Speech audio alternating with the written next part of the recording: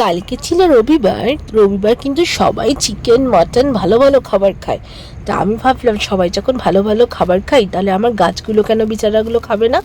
সেটার জন্য আমি ভাবলাম তাহলে আমার গাছের খাবারের জন্য আমি একটা সব থেকে বেস্ট ফার্টিলাইজার কিভাবে বাড়িতে নিজে ডিআইওয়াই করে বানাতে পারি। হ্যাঁ, হতে পারে জিনিসটা ডিআইওয়াই এক্সপেরিমেন্টাল, বাট কিন্তু 100% প্রুভ রেজাল্ট। অনেক রিসার্চ করেছি, অনেক ডিপ রিসার্চ করেছি, যাতে তোমাদেরকে আর রিসার্চ করতে না হয়। তো তোমাদের সবার বাড়িতে বলতে পারো, বাঙালিদের সবার বাড়িতে চাল ধোয়ার জল কিন্তু খুবই অ্যাভেলেবেল থাকে কিচেনে। তোমরা যদি নিজেরা ভাত বানাচ্ছ তাহলে ডেফিনেটলি নিতে পারো, বা যদি কোনো বাড়িতে যেখানে মা রান্না করছে তো মায়ের কাছ থেকে একটু রিকোয়েস্ট করে চাল দেওয়া জলটা ফেলতে না দিয়ে তুমি নিয়ে চলে এসো, আর সেটাকে বোতলে রেখে নিয়ে তারপরে তুমি নিজের মতো করে ওয়াটারিং করো, বাস আর কিচ্ছু না। তারপরে দেখবে না তোমার গাছগুলো এত সুন্দরভাবে ব্রাইট কালার্স আর এত বেশি গ্রিনারি আর এত সুন্দর হয়ে যাবে না, সেটা কিছু বলারই নেই। আর এটা কিন্তু আমরা অনেক রিসার্চ করে একটা ফার্টিলাইজার বানানো, নেক্সট ফার্টিলাইজার যাই বানাবো তোমাদের সাথে ডেফিনেটলি শেয়ার করবো।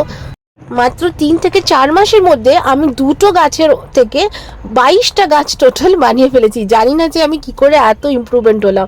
কালকে অর্ক পুরো আমার গাছ কাউন্ট করেছে, আমার কাছে এখন টোটাল 22 প্লান্টস আছে। আমি কিন্তু ভীষণ হ্যাপি।